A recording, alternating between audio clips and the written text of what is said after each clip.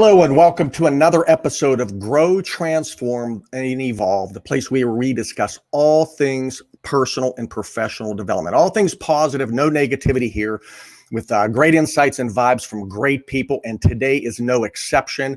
I'm really pleased to have a marketing guru on today, a friend of mine for years. I worked with him for many years, and I'm going to throw it out there and say he actually worked for me for a brief period of time too. And I think that's where he got all his knowledge from.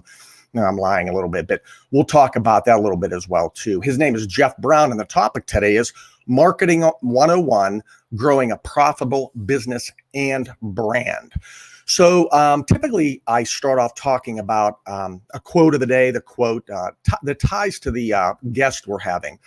So I'm actually going to introduce, I'm not going to bring him on yet. I'm going to give a little bit about his background. And then I'm going to state a quote of the day. It's tied to the guest, and we're going to bandy it around a bit. Before I do that, though, let's introduce Jeff Brown. Jeff has worked in many various roles for over 30 years in a range of consumer-related businesses. He was at GlaxoSmithKline Consumer Healthcare for almost 20 years, leading and growing a range of business units consisting of well-known brands such as Sensodyne, Tums, Abreva, and Aquafresh. That's where I met Jeff, actually, at GSK. He also spent 11 years at Polyconcept, the largest hard goods promotional product supplier in the United States, located in Pittsburgh. He successfully grew the North American hard goods division through a range of organic growth initiatives and customer acquisitions, or new acquisitions, I should say. He's currently operating partner with a small private equity firm called MavenHill Capital, where he focuses on helping management of private equity firms identify opportunities and develop plans to drive profitable growth. Many ways, that's the topic we're going to have speak about today. He has served as an independent board member for a number of family businesses, including McKee Foods, the owner of Little Debbie Brands. I love that one. American Textile Corporation, a family business focused on innovative bedding, I should say, and of course, Eaton Park Hospitality. He's a graduate of Colby College and has his master's in business at Harvard. So quite an impressive character. And the thing I like about Jeff is, I don't want to sound bad about the past marketers that I've dealt with, but he has a brilliant mind for marketing, but he is also a great people person. He can have people run through walls for him in belief of the marketing plan he's set up. And he has a great way of engaging with sales personnel. He can bridge the gap between a great marketing strategy and how to execute it from the sales perspective as well, too. So I love working with Jeff, and let's bring him on now. I'm going to bring him on now. Then I'm going to do the quote of the day. How are you doing today, Jeff? Good, Steve. How are you doing? I'm good. Good to see your face. How's the weather in the Berg? He's from Pittsburgh, folks. So you can see what I'm wearing right now. So it's not cold, but it's not warm yet. Okay, that's good. That's good. Well, I'm going to throw a quote of the day. I typically don't bring my guest on first, but it's appropriate for what we're going to talk about. I want you to ponder a question, and then I'm going to throw that same question out to my listeners. So, what does Harley Davidson sell? Well, from a quote from the book Reimagine by Tom Peters, a Harley Davidson executive states that what we sell is the ability for a 43-year-old accountant to dress up in black leather, drive through small towns, and scare people. So, Jeff, the brilliant marketer that you are, are you shocked that they don't sell Harley Davidson motorcycles? They've always sold a lifestyle. It just happens to have two wheels that lifestyle enables. Exactly. They are really good at doing that. And then they support it with a whole range of branded merchandise and everything that makes you feel good about that lifestyle. So you're saying they don't sell a widget; they sell an experience, an emotional connection, a lifestyle, so to speak. Well, that's right. And you can look at, and I'm not a motorcycle rider, but there's some that are based on performance. There's some that are based on design. And then you got Harley, which is ubiquitous when you think of anything, time you think of a motorcycle or you think of people on a motorcycle, the image you have is somebody riding a Harley. And generally, you have an image of what that person who that person is riding a Harley. Yeah. I love that quote, not only from a marketing perspective, but a sales perspective as well, too. If you want to make connections with customers, end users, and be viewed consultatively, you want to make those emotional connections. You want to be viewed as a solution provider for their respective need. Otherwise, your customers, your consumers are going to look at you as another vendor schlepping a commodity. And when you're a vendor schlepping a commodity, you're always beat up on price. When you're viewed with that emotional connection, people are willing to spend more money on your product. Would you agree with that? Yeah, and I think it's the whole notion of how do you create value, right? If you are, whether you're a salesperson, whether you're a marketer, you're dealing with somebody on the other end. And if they see that you're going to bring value to them, or you're going to help them succeed in what they're trying to do, one way or another, whether it's solving a problem, creating more business for them, whatever the issue may be, if you're creating value for them, they're going to want to spend time with you. Right. And as you know, once you get somebody wanting to spend time with you, that's where you learn. Absolutely. And once you start to learn, and you never know what will happen from there. Well, exactly. I talk a lot in sales dynamics. I'm sure same with marketing. It's a discovery phase, really uncovering what's keeping your customers up at night, whether it's a product or a service, and then solving for that need. Help me sleep at night. Help me grow my business, or help me have a product that will make my life better in some capacity. Right. And to that point, a lot of it is asking open-ended questions. That's right. And how do you get people to talk? Because sometimes they don't know what their need is, or sometimes they don't know that they have this as a problem, or the point of friction is not that apparent. Yeah. But if you get them talking, this is what marketing's about. You discover insights. You learn some things that, yes, no questions or quantitative data, help support, but it's those insights and hearing people talk and listening, most importantly, listening both with your ears and your eyes, to understand really what it is they're trying to express. So here you are, folks, a Harvard-educated grad, MBA, well over 30 years in consumer packaged goods, or a business in marketing and developing businesses. And he's stating to you, one of the most basic quotes a great marketer can have is what? Good questioning and listening skills, right? The base fundamentals. It is. And the problem is when you're young, you don't listen. And then by the time once you get a little older, you really start listening. But by that point, it's a little late. Come on, don't they give you all the answers in college? Come on, man. That's exactly. It's all about you when you're young, and then it's all about us as you start maturing. Oh, this is true. Yeah.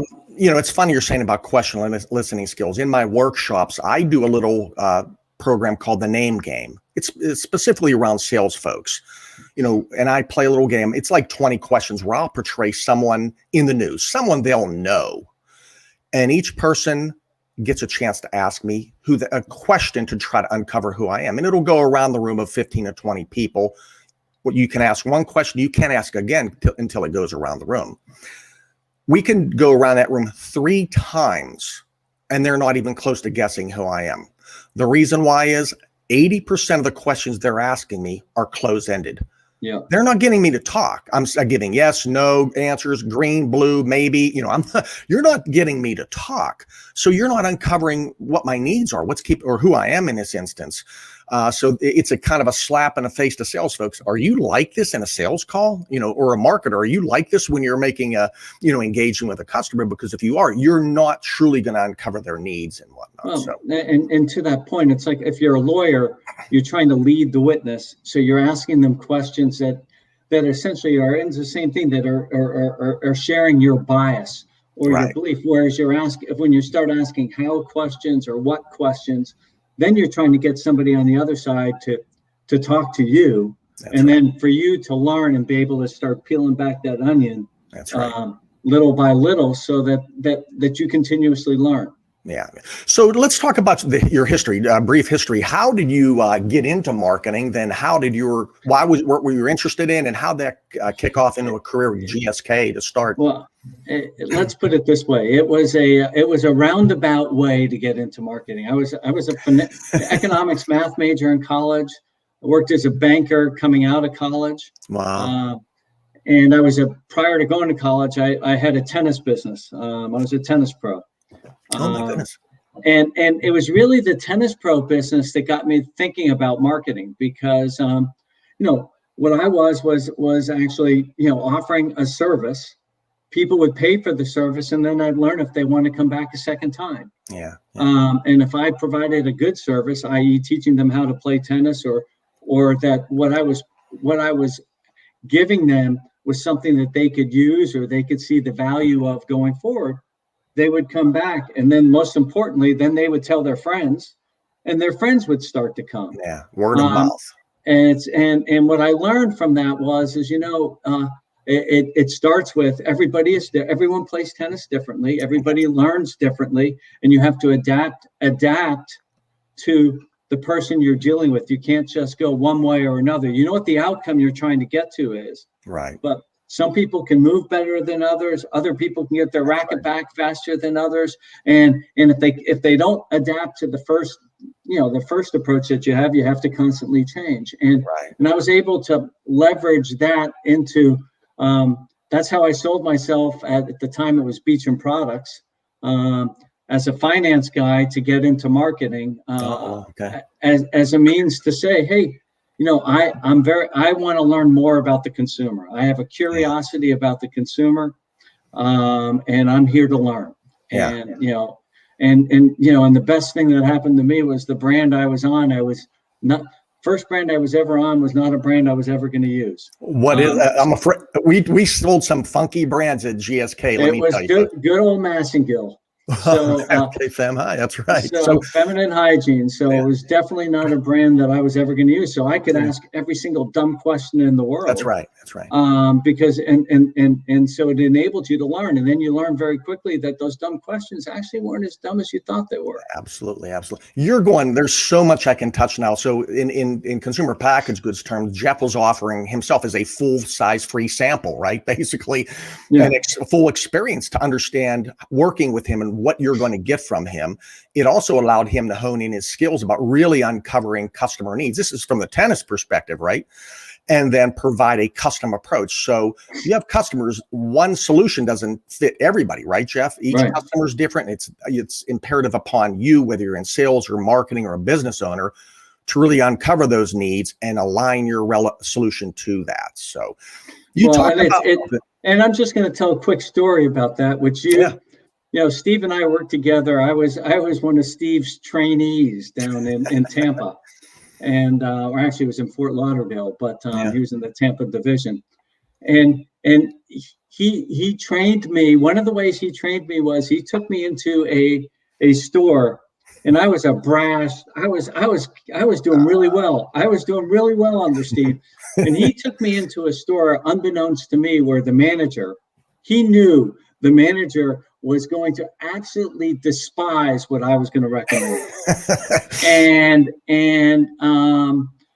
But he did it purposefully, because back to the whole point is I got cocky.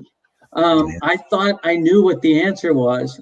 I went in there. That manager kicked me out of the store because, I offered something he didn't want to get near. And then we sat there and analyzed the call. And what was the learning from that? And guess what? What the learning is before you start to sell, you start to ask questions. That's right. And that was something that still sticks with me today, as I can tell the story, which is, over 30 years ago. Yeah. And it's back to, those, sometimes you got to get hit by a 2x4, but most importantly, you got to understand what that 2x4 was trying to tell you. That's right. We learn our greatest lessons through our failures and mistakes, typically.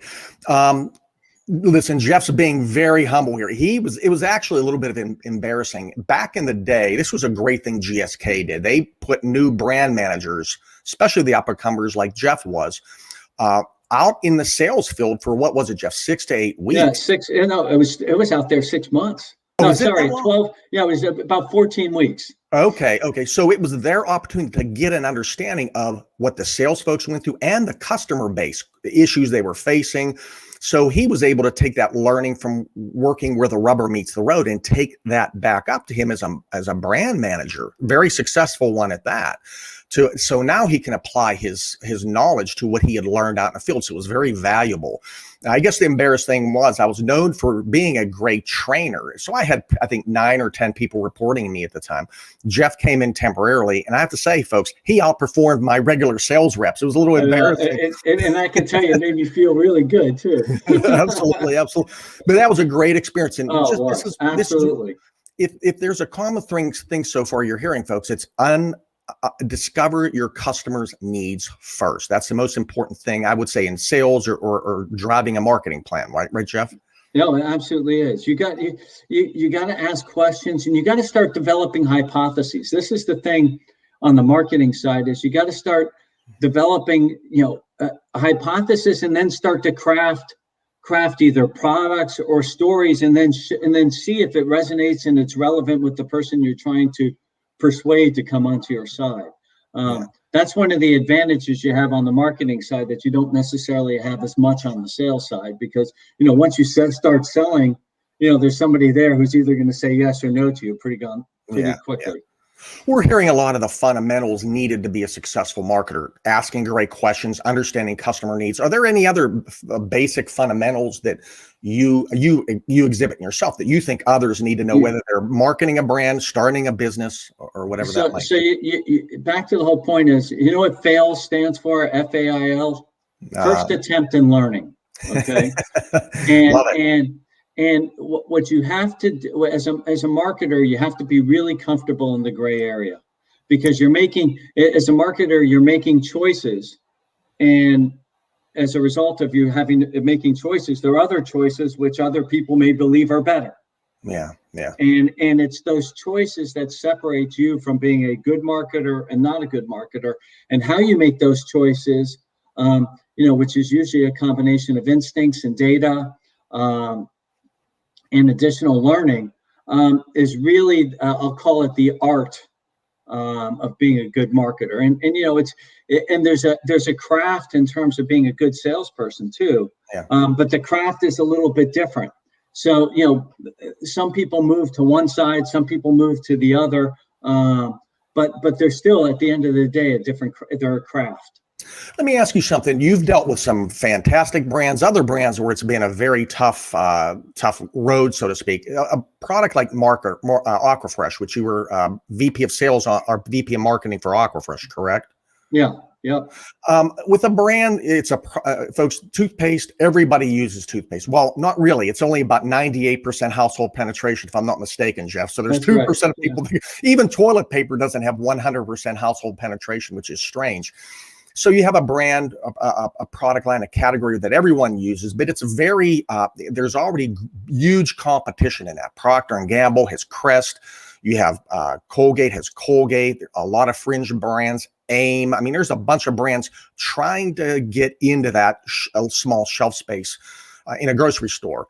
So how do you grow a brand that has small market share and it's really a hard area to grow, take a bite out of, if that makes sense? So it's a really good question, because it's coming back to making choices. So choice number one is, oh my gosh, I'll use Aquafresh at the time, has 10% market share. There are 98% of households buying it. So that means there are 88% of households out there. I should focus on them. That's right. That's option number one. Option number two is, hey, I got 10% of households. They're not buying Aquafresh all the time, or actually it was 30%. How do I get them to buy one more too? Yeah. The third is, maybe there's one competitor that's weak. Maybe I can go after those businesses. So the way I always looked at it is, the first thing you have to do is go talk to your most loyal customers, the people who buy you most frequently, and learn from them. Yeah. Why did they choose you? How did they come across you? What do they like about you? Because when you talk to people who aren't using you, they'll tell you everything they don't like about you. That's right. And the stuff that they don't like about you, at the end of the day, is probably going to be pretty difficult to change. Yeah. But those people that really do like you, the question is there's got to be more of those type of people out there. And how do you take that special aura from the people that really like you, and try to translate that in a way that you can bring either some more people in, or actually get those people to buy an extra too? So you brought something up interesting. I think any business owner needs to know this. Help us understand what a loyal, I know that protecting the loyal shopper. Help people understand this, whether you're a brand manager, a salesperson selling a widget or a service, or a new business owner, the importance of identifying the loyal customer, what that means, and why are they such a value to you? So in our old world, there was Nielsen household panel data. Right. And, the average household, I'm going to make numbers up for the purpose of the discussion, might buy 10 tubes of toothpaste a year, of which half of them might be Aquafresh. Okay, so they would be a loyal Aquafresh user because the majority of their toothpaste purchases were Aquafresh, but they didn't buy 100% of their toothpaste was Aquafresh. So loyal customer is a very valuable customer because it's the product that sells itself. They come back and buy the brand without you having to do as much to try to persuade them to buy the brand. So once again, if I go into a grocery store, and we're not just talking about the grocery business, folks, we're talking about a business in general, whatever that is, but we're just giving the example from our world. But if I went into a grocery store and I'm loyal to Aquafresh, if that store is not selling Aquafresh, I'm not buying the competition. I'm going somewhere where I can actually buy it, correct? That's right. That's right. That's the ideal. As if you use toothpaste as an example, there's so many options on the shelf. The likelihood that there's going to be it may not have the exact size that you're looking for, but they're likely to have the flavor choice. Right. But either way, loyal customers are your most valuable customers. And what you have to be sure of is as you're making changes to your business, that you bring them along with you. Right. As you start evolving your business, that if you're going to make specific choices, you don't want those choices to either offend or dismay or cause your loyal customers to think differently and actually want to try somebody else. Yeah. I'll give you, oh, go, I'm sorry. Go ahead. I'll give you an example. Again, my last job in corporate America was with Kodak. I was calling on ShopRite, who was huge in New York. I think they had 60% of the market share. I was new to the job. They were beating the hell out of me on price. I mean, give us a better price. Give us a better price. They were looking at me as a vendor, selling a commodity. It was a transactional relationship. After losing about 10 pounds, getting beat up for 6 months, I finally was able, through my boss, to meet with the honcho of non-food. So I was going beyond my buyer. We were getting to the high level people. And this particular gentleman, a vice president in his own right, we started talking about asking those questions, getting him talking, everything Jeff said. Suddenly, he starts, and by the way, ShopRite had a very loyal shopper, meaning they would only shop at ShopRite. They wouldn't go to other retailers, and they would spend a lot of money. So they had a great job securing a loyal shopper. Well, this VP started venting to us about 2 retailers entering their market that they were quite concerned about. One of them was Wegmans, who had an even more loyal shopper who spent more money. And the other retailer was Walmart. Now, this is 20 some years ago. That market's infiltrated now. But back in the day, he was worried about Wegmans and Walmart. Walmart, on this side of that, is a price game that they couldn't compete in. So it really opened my eyes to the problem ShopRite with me is not price. Their concerns really are losing their market share to another retailer who has a loyal shopper base. If they ShopRite lose their loyal shopper base, they're going to have to compete against who? Walmart. And they're not going to win that battle. So it was a great lesson. They're not going to win that battle on a price game for sure. Right. And so it really enlightened me. And I had been a veteran in the industry for a long time, but the importance of doing everything in your power to protect your loyal shopper base, because that is your lifeblood. So from then on, all my programs I recommended them was everything about appealing to their loyal consumer, keeping them in the store, coming back, shopping more, spending more money. And I grew that business double digits in an industry that was in decline, primarily because I focused on that loyal shopper. So it's a long story, but business folks, marketers, sales folks, you've got to identify and protect your loyal shoppers. They're your lifeblood. And I think if we go back to that Harley Davidson quote, Jeff, is in many ways with what Harley Davidson's stating, that is their loyal shopper, right? That 43-year-old account. That's who they want to protect and appeal to. Is that correct? That's right. What they've created is something that, hey, if I'm thinking about buying a motorcycle, I want to be a Harley, because I want to be on a Harley because it's a lifestyle. And they're the groups, and they're the affinity groups that are around. They're the trips that go with it, and and they're people like me who are out there, and it's and there are people like you. There are people like there are all sorts that fit the bill, but it's a lifestyle. Yeah, and I was going to say too, because of that lifestyle, they've decommoditized their brand. They're looked more as a premium brand. Absolute emotional connection. Absolute emotional connection. And then with that is, I guess, the accessory sales, right? The shirts, the jackets, the boots. So they're not only selling the widget, so to speak, the motorcycle, but they're selling all the accessories. That's that entire lifestyle. And they did it before the NFL did, people wearing Harley jackets before they were wearing Steeler jerseys to the That's game. Exactly right. That's exactly right. Great point, man. So one of the things Jeff really hits home, or one of the fundamentals of marketing, you're going to like this one, Jeff, are the 4 Ps of marketing, the foundation of, I guess, where you make your decisions in marketing. Is that fair to say, Jeff? And what does that mean? Well, there are things that you want to make sure you consider when you're thinking, making sure all 4 of those P's are working together to support the positioning that you ultimately are creating for the product or for the brand. So help us understand those 4 P's. What are they? The first one is obviously the product, and you want to make sure that you're designing and developing a product that meets a consumer and ideally exceeds a consumer need, and that need is clearly identified and clearly something that the product can do. And then the second one, obviously, is the package, to make sure that the package, the graphics, and everything around that are supporting that need or that proposition that you've identified for the product. And then the third one is the pricing, to make sure your pricing is consistent with what the consumer may, or it may be on the high side, may be in the middle, and maybe on the low side, depending on what your ultimate strategy is. That again supports the proposition, the product, and the package. And then obviously the last one is promotion. It's like, how are you going to get that product out there to the consumer so that ultimately he or she tries it and has the experience you expect from it.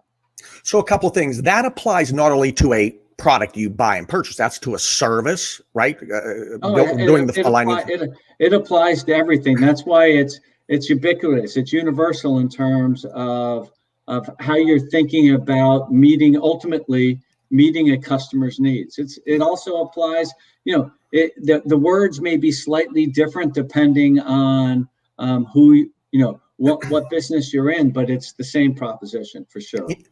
To this day, back in the day, I shouldn't be back real far back in the day. When I started my consulting business, a lot of my work was with products you can buy at either food, drug, and mass merchandiser or Home Depot and Lowe's. That was my customer base.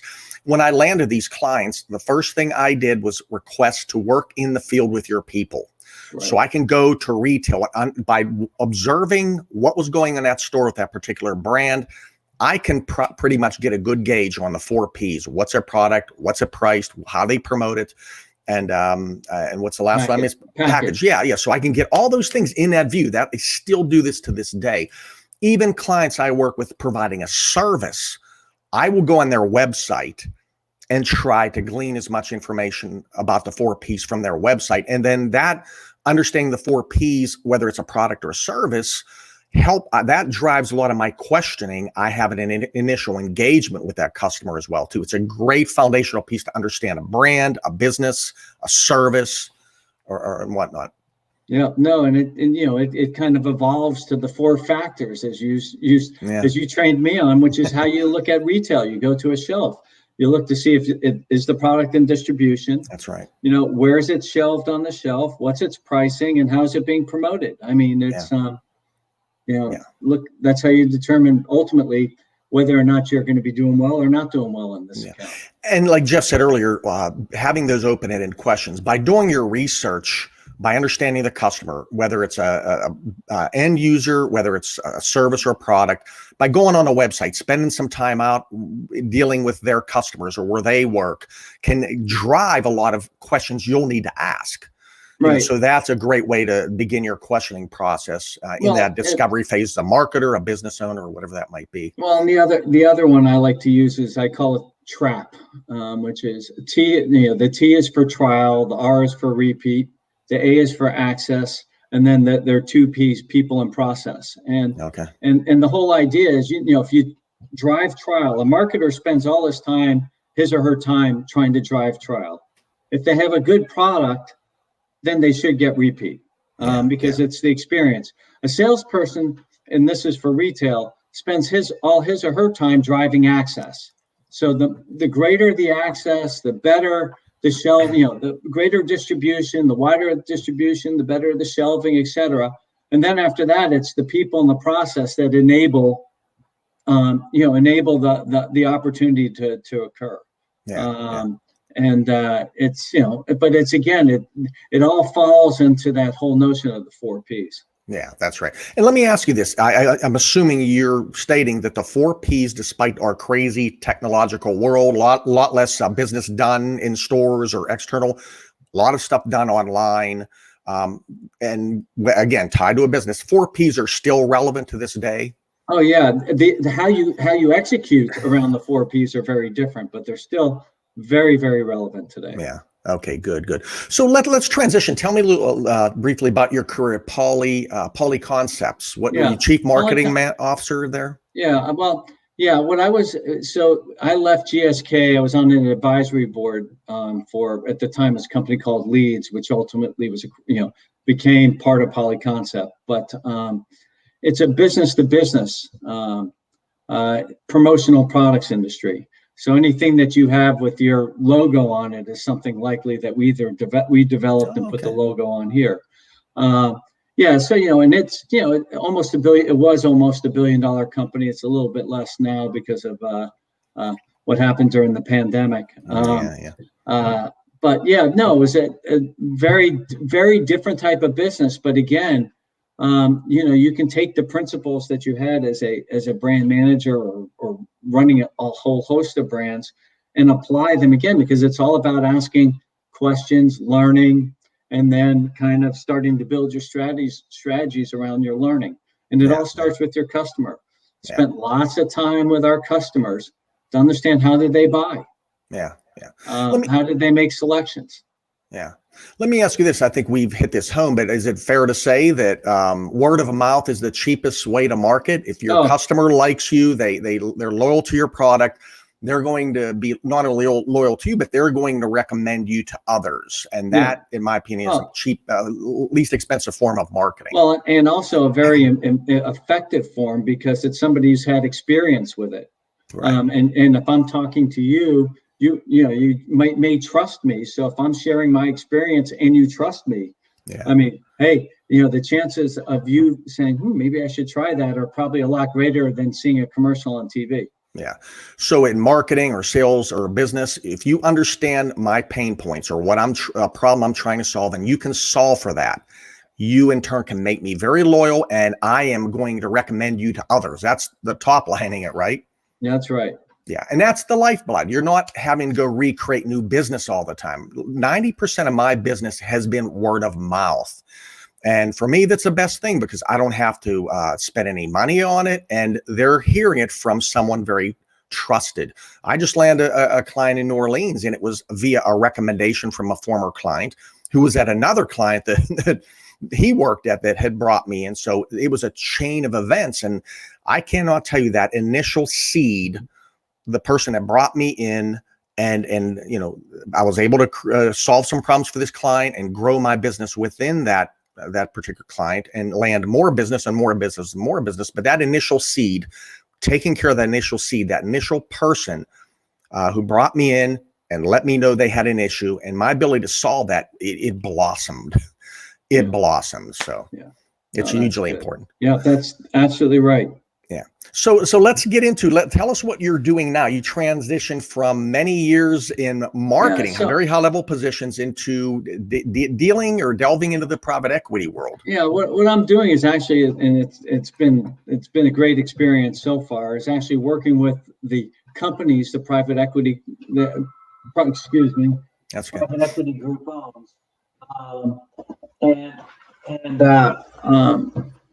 and what I do is I work with the leadership teams there to identify growth strategies, and then develop plans to achieve the growth that we're trying to get to.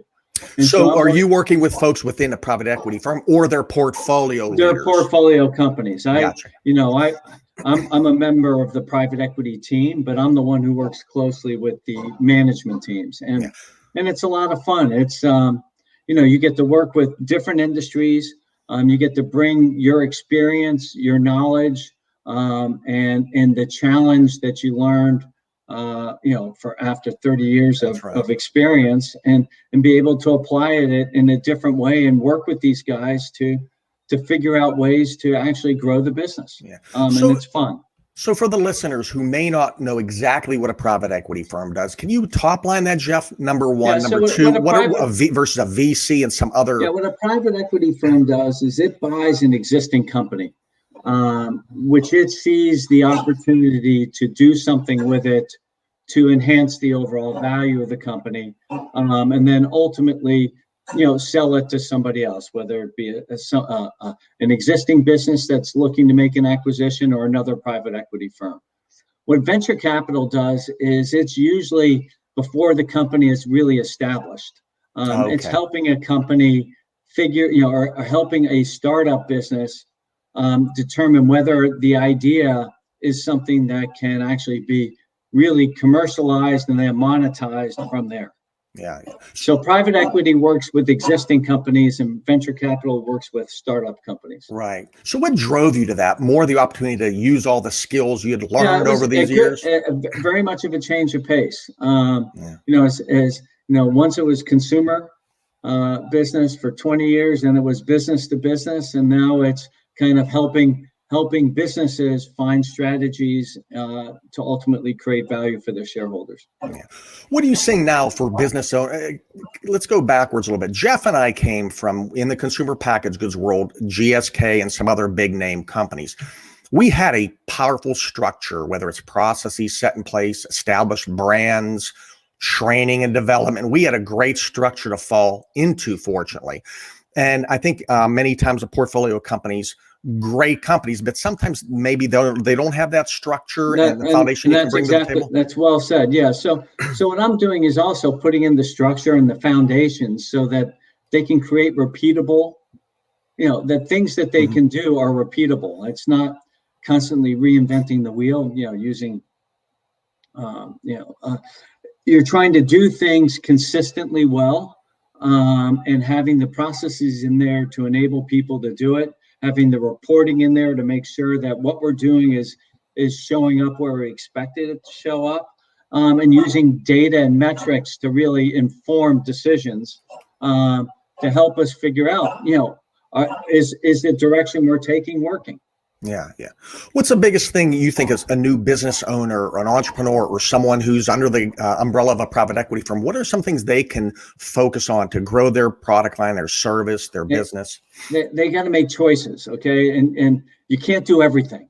Yeah. So the first thing you have to do is make choices and focus on a few things, do them well, and then identify the next things, do them well, and start building that foundation up. If you try to do too much too quickly, it'll explode on you. Does that include prioritizing as well as delegating? It really focuses on prioritizing first. Okay. Then making sure you have the processes in place that that you can enable the right people to be doing the right work. Right. What frequently happens when private equity gets in, they're buying companies that have not been either professionalized or haven't had the capital to take advantage of the opportunities that particularly the management sees. They just haven't had the money to do it. Okay. Now, with that said, what can help these companies not having the money? Obviously with what we're going through with COVID, I'm sure money's a little tighter now. Companies are, thrive, just trying to keep cash flow, do it profitably and try some way to grow their business. I always say, if you can help a company grow their top line sales / cash flow, because cash flow is king. You can't pay the bills without cash flow. You can't invest in new things without cash flow. And then, so that's number one, help them drive top line sales / cash flow, do it profitably, try to keep as much of that money as you can, then find some sort of growth mechanism, whether it's grow your market share, gain new customers, increase the sales of a particular service or brand. And I think that is even more tighter now with the whole COVID dynamic. Any suggestions or recommendations around that avenue, or just the same fundamentals you've mentioned? It's the same. Every business is different, and the opportunities that are out there are different. But I come back to the whole notion of focus. Focus on one side, but I also have some time and some money set aside to experiment, because you have to keep both of them going. You have to keep the main business going, but you have to have some other ideas that you've been able to prove out, that you can then start to refill the engine so that you can keep the engine running fast. Right. So I mean, it's tough times. I always tell people, just about every podcast I've stated the same thing over and over. Even before COVID hit, I stated we are in a fast-paced, high-tech, ever-evolving world. Change is hitting us faster than ever. Adversity striking us deeper, and the speed at which we need to make decisions is getting faster and faster and faster. This is, I hate the phrase, the new norm or the new world. This is even before COVID struck. Right. So even after this whole COVID thing disappears, this is where we're heading. Things aren't like they used to be. They're moving lightning quick. And I think what you're stating is you're providing some good fundamentals to help people not only survive these times, but thrive in them and down the road too. It is all about fundamentals. It's about discipline. Discipline is prioritizing, discipline is focus, discipline is making time to experiment, discipline. It's very important to do that, but at the same time have your eyes and ears open, because you have to be able to adapt in addition to being disciplined. That's right. I try to do the pep talk and help people realize that it's times like this where you can truly gain a competitive advantage, where you can truly create a point of differentiation and steal market share. It entails you being rational thinking, keeping a calm, cool head, and having those systems, those plans in place to do that. Because when those other companies don't have that plan in place, when they are frustrated and struggling, that's when they're vulnerable, so to speak. Is that fair to say too, Jeff? Yeah, it's back to strategy. It's an overused word, but strategy is making choices. It's making choices to do something, and most importantly, not to do something else. Yeah. And it's those choices that are going to make a difference out there. And if you don't make choices, then the difference is made for you.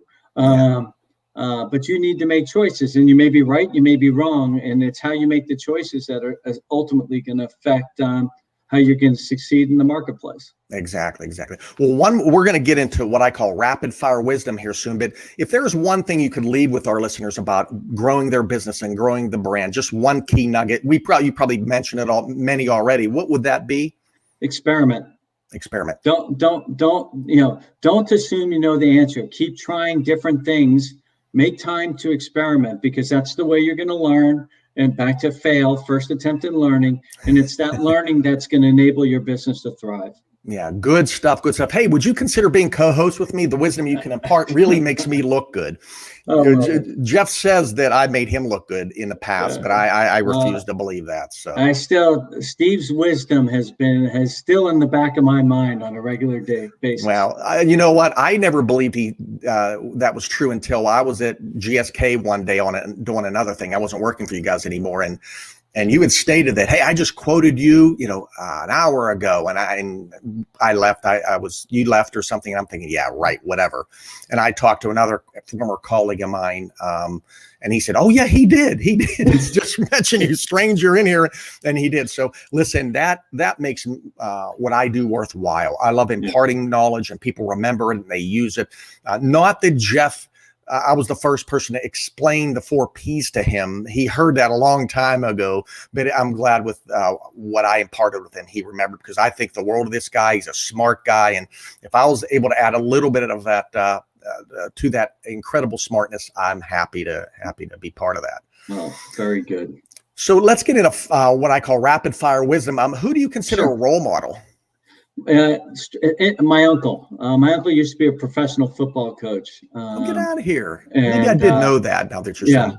Yeah, he was a professional football coach, and he lived by discipline, focus, adapting, experimenting, and being prepared. And I learned, I was lucky enough to spend a lot of time with him when I was a kid, and then learn from him. And then, everything that he said, actually, I tried to embody, and it made a huge difference upon me. Yeah, good. Favorite quote? The future is now. And who was that? And also my uncle. And it's so true. Is you got to work now to prepare for the future. That's right. You got to do things today, otherwise it won't happen in the future. That's right. That's right. And it's so adamant and so true. I heard this quote in yoga, and it helps me realize to be in that moment. And it is basically, if you are depressed, you're in the past. If you're anxious, you're in the future. If you're peace in the present moment. And I think if you realize that's, if you're at that peace of the present moment, then you are going to plan for the future, because you're doing the right things today. They're going to bode well for you down the pipe, right? Yeah. Right. So how about a activity or hobby? I think I know what these are, but impart your knowledge. As you know, I love to play tennis. I love to run, but particularly over this past year, we've done a lot of hiking, city hikes, state parks, just being outside. Everything is always for me about being outside. It's just makes me, it's just fresh, and it just opens up your mind, and you get to see all the things that are around you. Is it more mountain ranges, forest, or beaches, or runs the gamut? All of the above. It's all about being outside. Depending on the year, depending on the weather, like them all. Yeah. It's funny, because I state that you and I decompress the same way. I have other ways too, but that's one of the key ones. And I always say that is my church. Yeah. Going and walking, a long walk is my church. It's my time to decompress and think things through and relax. And I totally agree with you.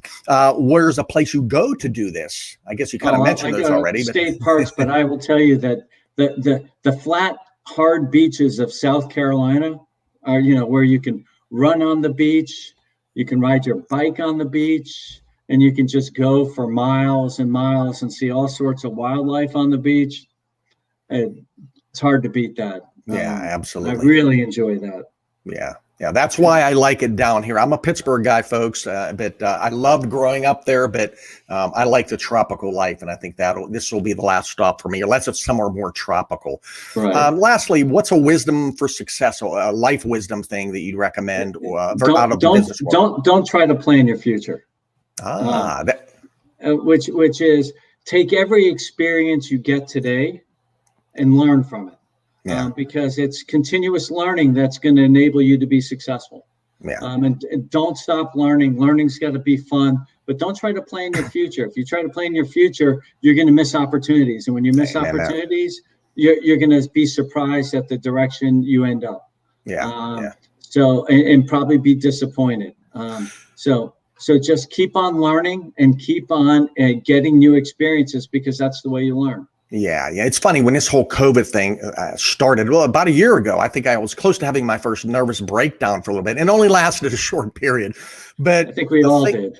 Well, the thing I've learned from that, Jeff, or two things really, is number one, all that worry was unfounded. Now, some things that happened that I was feared, but ultimately overall, this year is significantly better than last year.